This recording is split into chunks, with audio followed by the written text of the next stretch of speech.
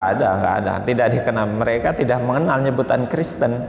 Kristen itu kan ya Kristos, artinya ya orang-orang yang mengikuti Yesus, gitu. Kekristenan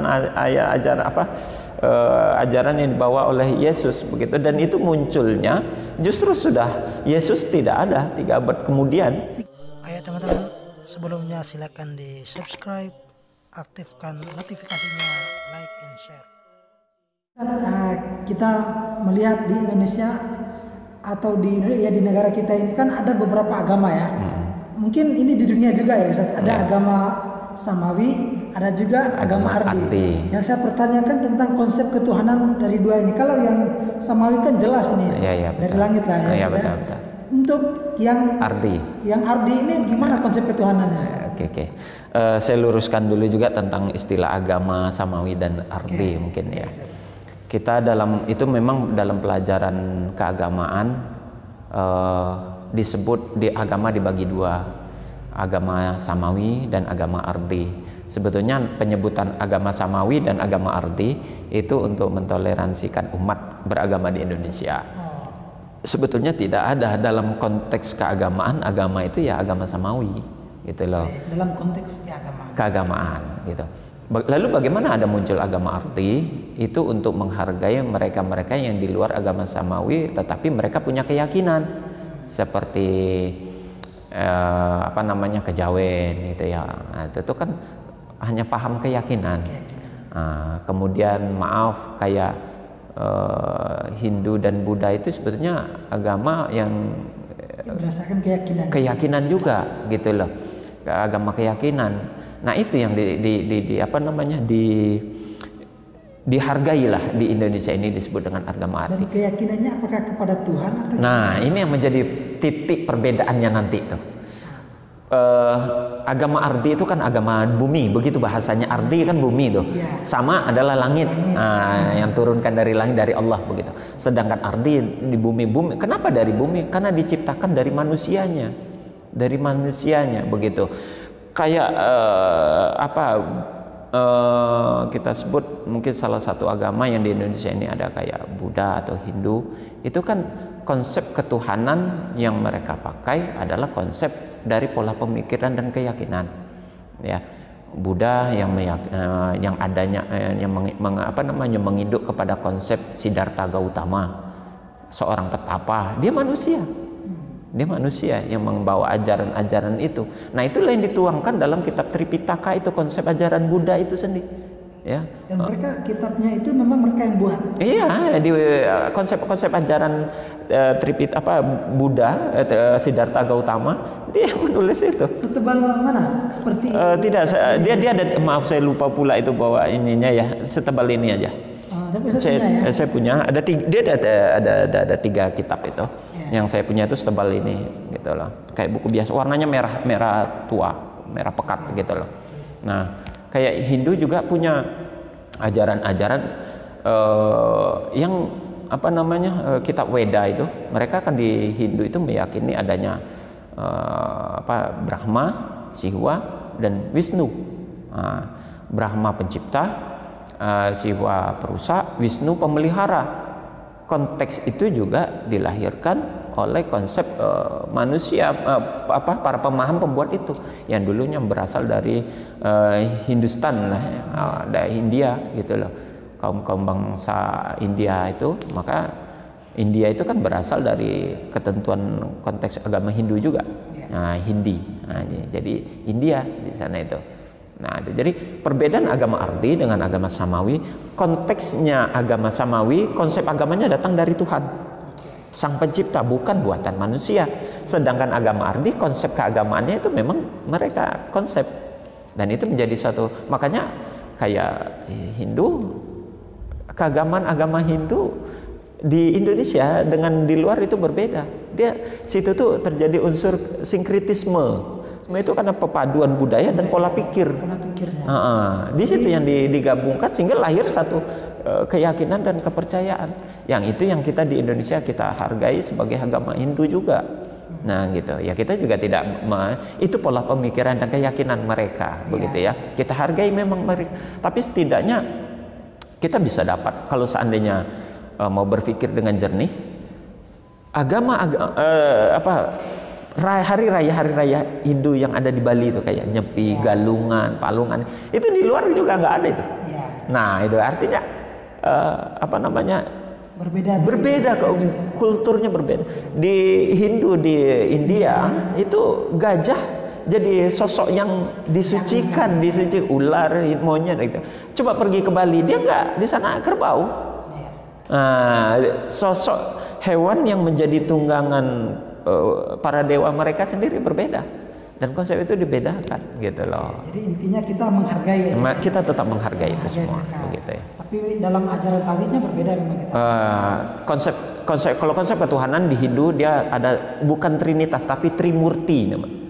Trimurti, ada Brahma, Siwa, dan Wisnu. Sedangkan di Kristen trinitas istilahnya, Bapa, Anak, Roh Kudus. Kalau di yang satu lagi Bapa, Anak, dan Bunda Maria, kan begitu tuh yang membedakan. Nanti itu kita bicarakan tentang perbedaan Protestan dan Katolik, itu lebih menjerumus ke sana itu tuh. Nah, begitu. Kemudian Ustaz, dalam Islam itu kan ada tauhid ya, ada tauhid rububiyah, uluhiyah, asma wa sifat.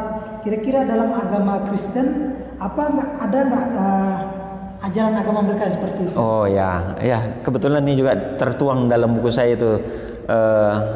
Makanya saya juga kemarin sempat dialog, ada teman yang baca buku saya di sini gitu kan. Dia kaget ketika membaca di bab ketiga. Bab ketiga buku ini isinya adalah ini pembagian tauhid. Di situ ada tauhid rububiyah, perspektif Alkitab dan Al-Qur'an. Ya, nah itulah kita mau kaji dari Alkitab. Nah, benar. Kalau Al-Qur'an kita nggak ragu ya. Nah, oke. Kemudian ada tauhid uluhiyah, perspektif Alkitab dan Al-Qur'an.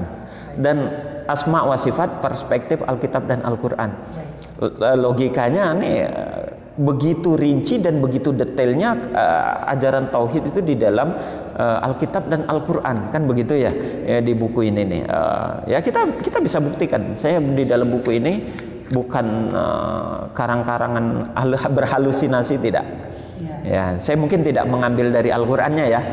Ya, karena di sini saya sebut perspektif Alkitab dan Al-Qur'an, saya ke Alkitabnya aja dulu. Benar. Kita lihat dalam perjanjian lama lah dulu. Nah, ini rububiyah, konsep rububiyah. Tauhid rububiyah itu mempertuhankan Allah, meyakini Allah sebagai satu-satunya Tuhan, Dia sebagai Sang Pencipta. Itu rububiyah. Nah, apakah ada di dalam Alkitab itu? Alkitab itu kan terdiri dari Taurat dan Injil. Nah, Taurat dalam perjanjian lama, Injil perjanjian baru. Nah, dalam perjanjian lama, dalam kitab Taurat tentang rububiyah, nanti bisa dilihat di surat Ulangan pasal 32 ayat 39. Di dalam buku ini juga ada saya tulis. Ini referensinya. Benar. Nah, itu referensi. Ya. Lihatlah sekarang bahwa akulah Dia, tidak ada Allah kecuali aku. Akulah yang mematikan dan aku menghidupkan. Aku yang meremukkan, tetapi akulah yang menyembuhkan. Dan seseorang pun tidak ada yang dapat melepas dari tanganku. Itu pembawaan, itu pengantar awal. Dalam kitab Bilangan pasal 6 ayat 24. Tuhan memberkati engkau dan melindungi engkau. Itu pengantar rububiyah. Surat Yesaya. Dalam Yesaya, beginilah firman Tuhan penembusmu yang membentuk kan membuat, menciptakan. Nah, ini masuk rububiyah di sini, konsep rububiyahnya, yang membentuk engkau sejak dari kandungan. Oke, konsep itu kalau ada dalam Al-Qur'an, adalah surat Al-Mu'minun tentang proses penciptaan manusia, ya kan? Pasal ayat 12 itu. Al-Mu'minun, surat Al-Mu'minun ayat 12. Nah, di sini dijelaskan yang membentuk engkau sejak dari alam kandungan. Akulah Tuhan yang menjadikan segala sesuatu. Nah, kurang apa lagi itu? Itu kan konteks rububiyah.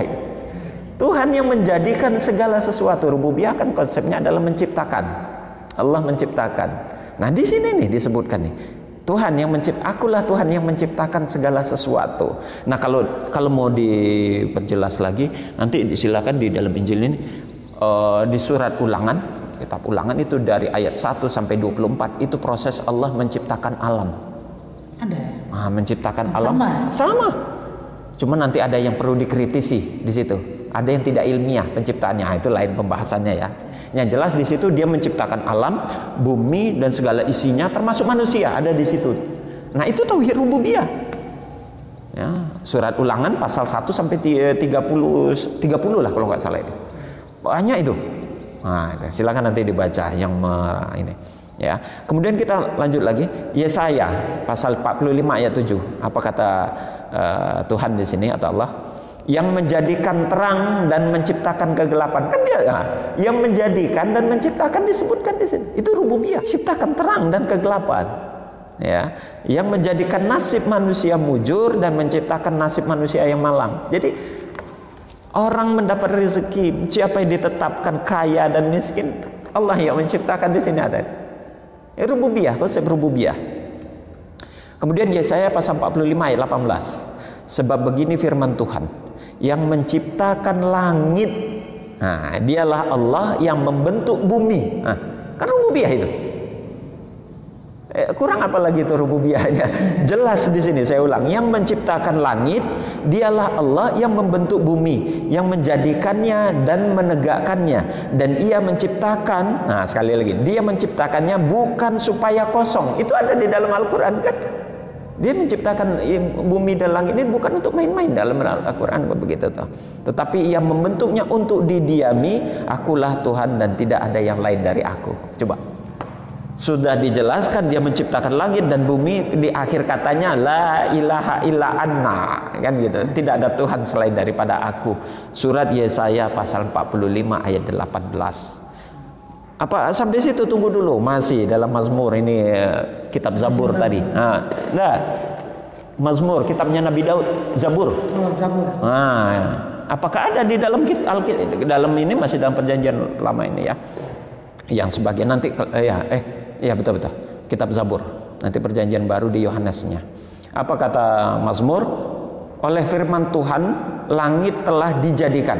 Nah, oleh nafas dari mulutnya segala tentaranya. Jadi Tuhan menciptakan langit di sini dalam kitab Mazmur. Dalam kitab Amsal juga dikatakan. Amsal pasal 8 ayat 22. Tuhan telah menciptakan aku ya sebagai permulaan pekerjaannya, sebagai perbuatannya, dan pertama-tama dahulu adalah kita ya. Menciptakan manusia. Ya, dari dahulu kala itu katanya.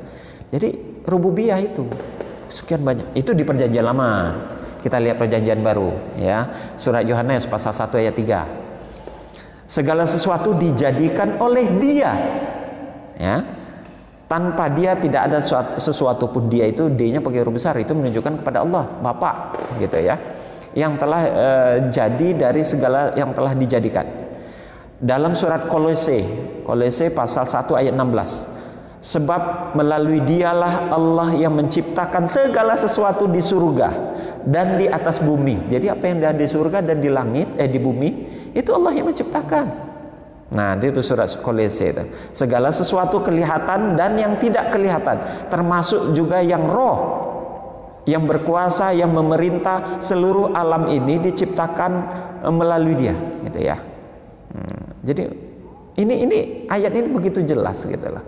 Ya. Kemudian Ibrani juga, pada masa zaman akhir Ia telah berbicara kepada kita dengan pernyataan anaknya yang telah Ia tetapkan sebagai yang berhak menerima segala yang ada. Oleh Dialah Allah yang telah menjadikan alam semesta.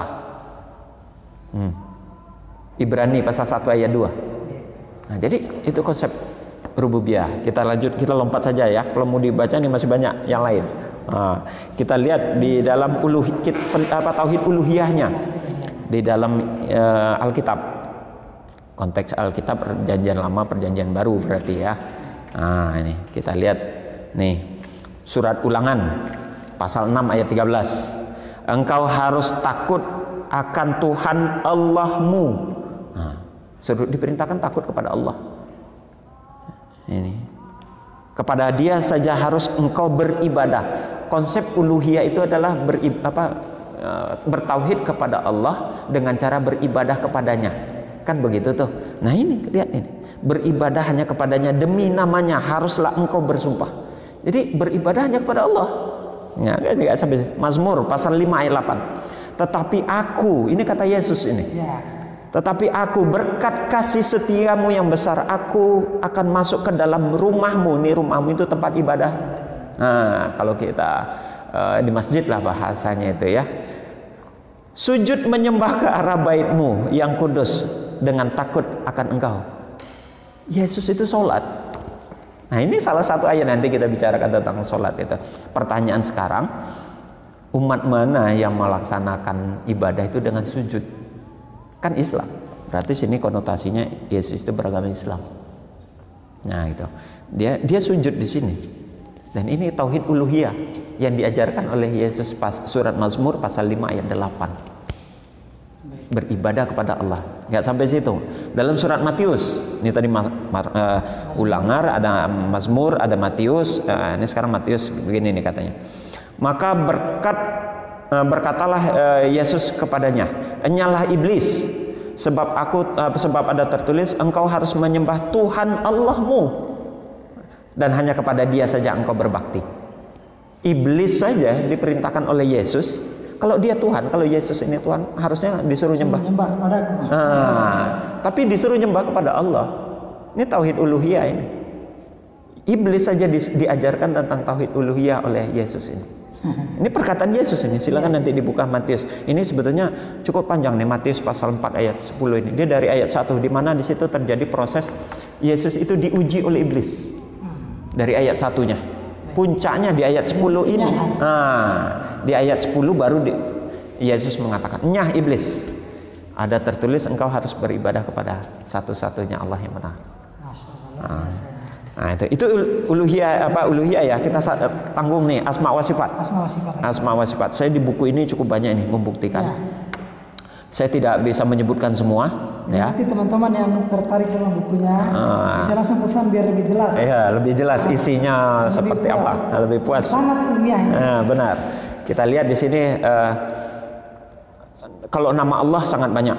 Kita tidak pakai, kalau di dalam Quran itu penyebutan nama Allah ada dalam surat Ulangan pasal 6 ayat 4, ada dalam surat dalam Alkitab ya. Ada dalam surat Markus pasal Markus pasal 12 ayat 29. Itu dengan jelas disebutkan di situ, dengar itu tadi ayat yang kita baca, dengarlah hai Israel, Tuhan kita Allah, Tuhan itu Esa. Nah, ini saya mau bertanya sedikit tadi. Katanya sekarang itu sudah dihapus itu nama Allah itu dari dalam kitabnya mereka. Oh, masih banyak. Tapi masih dipakai. Ya? Masih dipakai. Nah, sudah, tapi mereka tuh mendapat penolakan juga Ustaz ya? Ya, ada kontroversi lah juga. Benar, ada kontroversi, ada yang meminta hapuskan nama Allah di dalam, karena mereka tidak mengaku Allah yang versi mereka tidak sama Allah dengan versi Islam keyakinan. Sebetulnya konteksnya itu sama, cuman yang mereka yakini berbeda itu loh. Allah yang mereka yakini dalam konteksnya itu adalah Trinitas. Anak itu sendiri termasuk di dalamnya. Allah dengan sebutan Allah. Sedangkan Allah dalam konteks Al-Quran lam yalid wa lam yulad. Nah, itu yang membedakan itu ya.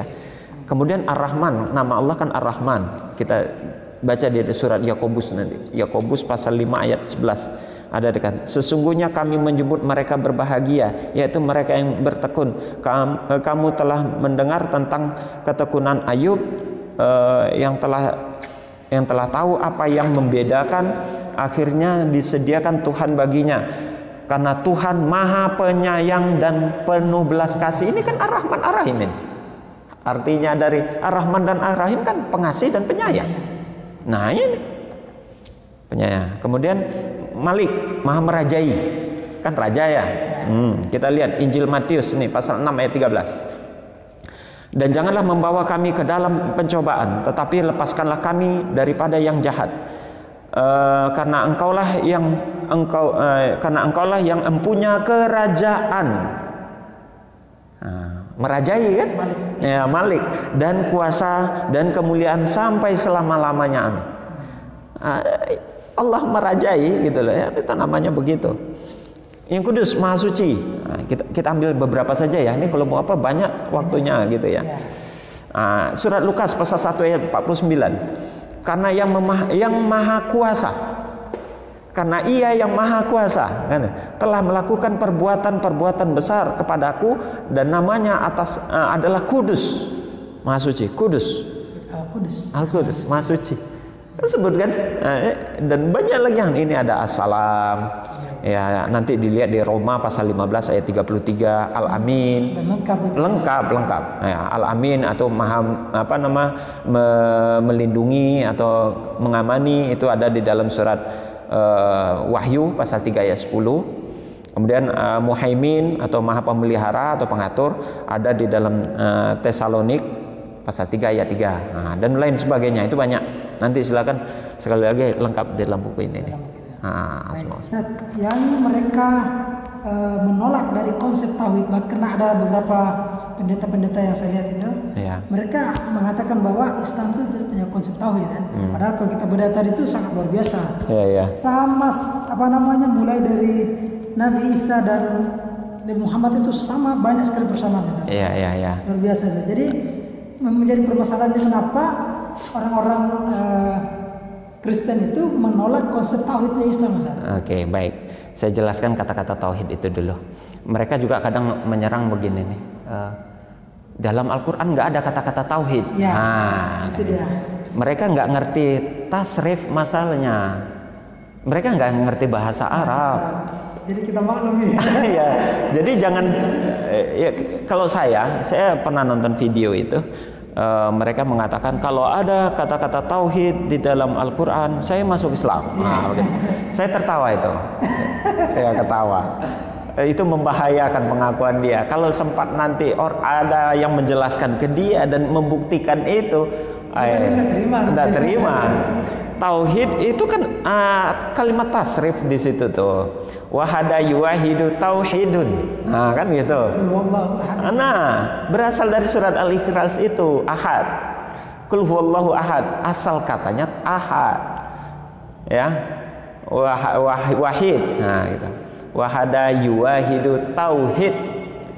Itu akar kata, itu akar kata. Nah, itu yang disayangkan, mereka itu tidak paham, itu terus menyerang. Makanya mereka samakan versi agama mereka, Alkitab dengan Al-Quran, nggak bisa. Kita punya di dalam Al-Quran itu ada ilmu tafsir, kekayaan bahasa, ada nahu sorofnya, ada ilmu balaghahnya untuk mempelajari itu, begitu. Nah, sementara mereka nggak paham dengan itu, lalu menyerang. Itu orang yang paham, ya dibodoh-bodohi lah dia jadinya. Dibodohi, ya karena itulah sok tahu padahal tidak tahu, gitu loh. Dia kebodohan dia yang menyebabkan dia tidak tahu. Nah, itu yang susah. Jadi kenapa itu ditolak? Ya mereka tidak paham. Alasan utamanya itu. Kata tauhid itu dengan versi varian bahasa wahada atau yuwahidu atau wahidun itu banyak di dalam Al-Quran. Salah satunya di surat Al-Ikhlas itu yang nyata-nyata disebutkan Qul huwallahu ahad, gitu kan. Bahasanya ahad, itu konsep tauhid. Tauhid itu adalah kemasan sebutan, begitu loh. Sama seperti ini, ajaran tauhid. Tauhid ini adalah sebutan, kemasan yang di dalamnya adalah ajaran-ajaran tentang konsep ketuhanan yang wahid itu, ahad itu. Begitu disebut ilmunya adalah ilmu tauhid. Nama ilmunya tauhid yang berasal dari wazan kata-kata wahada tadi. Tahu itu nanti mau tak paham. Makanya di situ kebodohannya, maka ditertawakan dia sama orang Islam yang tahu jadinya. Dia tidak tahu dan tidak tahu kalau dirinya tidak tahu. Itulah orang sudah. Konsep manusia itu di mata ilmu kan dua. Ada orang tahu, ada orang tidak tahu. Orang yang tahu dibagi dua. Orang yang tahu kalau dia tahu, ada orang yang tidak tahu kalau dia tahu. Kalau orang tidak tahu dibagi dua. Orang yang tahu kalau dia tidak tahu, dan ada orang yang tidak tahu kalau dia tidak tahu. Nah, orang yang ini, yang keempat nih. Dia kelompok yang keempat ini, orang yang paling parah ini. Dia tidak tahu bahwa dia itu tidak tahu, gitu loh. Dan dikasih tahu tidak mau tahu. Terakhir sok tahu. Nah, itu parah. Itu parahnya di sana itu, sok tahu jadinya, gitu. Itu bahayanya di sana itu. Baik, jadi artinya mereka tuh menolak karena tidak tahu. Karena ketidaktahuan. Jadi yang Maka ngomong kayak gitu ya memang betul-betul nol. Nol. Itu makanya itu nggak perlu, kalau menurut saya itu nggak perlu ditanggapi. Itu akal-akal bodoh yang dijadikan argumentasi untuk mengakal-ngakali orang Islam, begitu loh. Jadi itu orang nggak paham, biar aja lah gitu. Oke lah. Kita mungkin cukup di sini Ustaz. Oh boleh. Kita akan ganti ke sesi tentang persamaan yang tadi Ustaz bahas itu, Islam dan Kristen itu. Oh. Jadi mungkin beberapa menit ke depan kita boleh. Boleh insya Allah. Ambil tentang persamaan Islam dan Kristen. Atau yang mana? Yang mana tentang Barnabas? Atau yang tadi Ustaz mau sampaikan tentang apa? Ya, di dalam Injil Barnabas sebetulnya tadi banyak ayat ya yang linear. Oh ya, sebelumnya saya lebih senang yang kayak gini. Gitu ya. Boleh saya lihatkan dulu sebelum kita lebih lanjut begitu ya. Saya punya beberapa buku ini, perlu pemirsa ataupun teman-teman semua yang buku-buku ini ya. Baik teman-teman, itulah tadi perbincangan kita. Intinya saya bukan mau menyimpulkan banyak, tapi artinya bahwa ajaran tauhid yang dibawa oleh semua nabi itu sama. Baik itu Nabi Ibrahim, kemudian turun kepada Nabi Musa, Nabi Daud, bahkan kepada Nabi Isa. Jadi sangat dekat sekali ya hubungan kita sebenarnya dengan teman-teman yang di sebelah ini ya. Benar. Banyak sekali persamaan, dan insya Allah lain waktu nanti kita akan membahas tentang persamaan-persamaan itu saja. Insya Allah. Jadi terima kasih banyak teman-teman yang sudah menyimak ini, semoga bermanfaat, dan terima kasih kepada Ustadz yang sudah meluangkan waktunya membawa banyak sekali referensi. Artinya ini bukan kita abal-abal, bukan sekedar fitnah, tetapi ini merupakan suatu kajian yang ilmiah Ustadz ya. Betul. Terima kasih banyak atas waktunya juga Ustadz. Pada teman-teman juga terima kasih. Assalamualaikum warahmatullahi wabarakatuh. Waalaikumsalam warahmatullahi wabarakatuh. Ayo teman-teman, sebelumnya silakan di subscribe, aktifkan notifikasinya.